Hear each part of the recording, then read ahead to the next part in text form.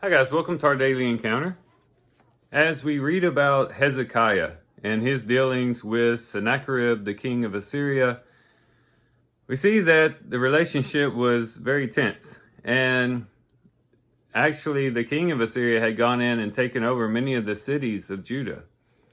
And Hezekiah, in order to kind of passivate the king of Assyria, he actually takes a lot of the silver from the house of the Lord and the gold that overlaid the door and the doorpost there in the temple and gives it to Sennacherib, which ends up being about 300 talents of silver and 30 talents of gold.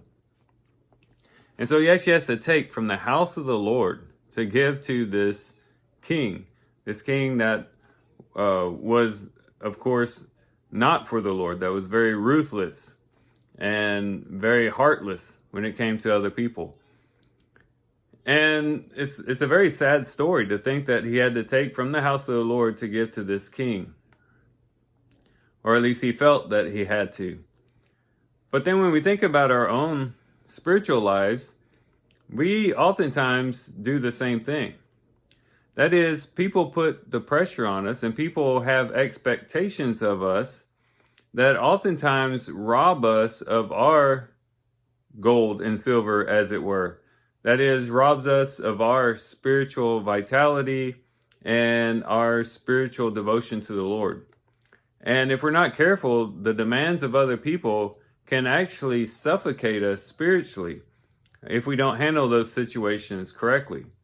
And so what we would tend to do is take away from the things that are for the Lord and give them out to others, leaving us spiritually barren. And sometimes this is unpreventable. I mean, think about a mother who has children who have a lot of demands of her, and she's trying to tend to the children. It could be for the father as well. Kids are just needy and they have a lot of needs that they have. Or if you're at work, you might have a lot of demands that are in connection to the type of career that you're in. And therefore, maybe stress levels are high and demands are high and that sort of thing. And some of it's unavoidable. But sometimes we voluntarily give that up to other people. We give other people we give so much to other people, let me put it that way, that we starve ourselves and really leave ourselves with little to give to the Lord, emotionally speaking.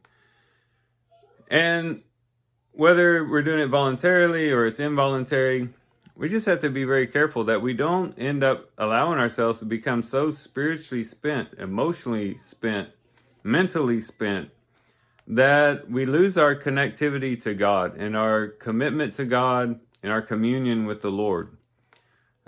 To where we become spiritually stripped of the gold and the silver.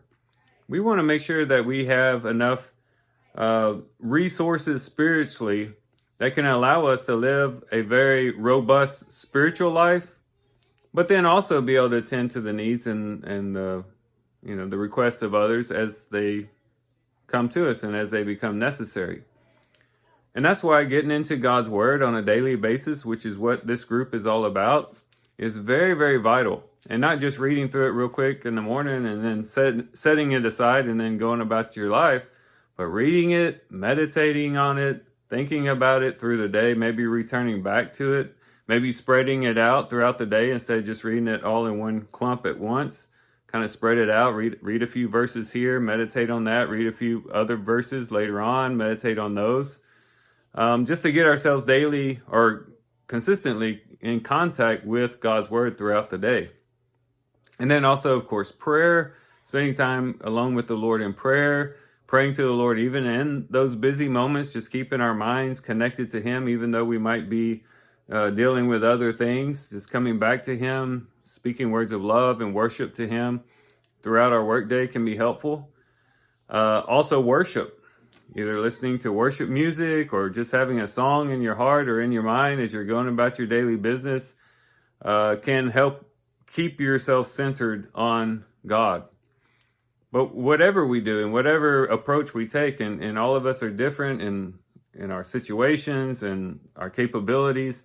But however we go about it, the important thing is that we don't allow ourselves to become spent to the extent that we are spiritually barren. We want to tend to our spiritual life just as we would tend to our physical well-being and our mental well-being. We want to keep the gold and the silver in the temple, as it were.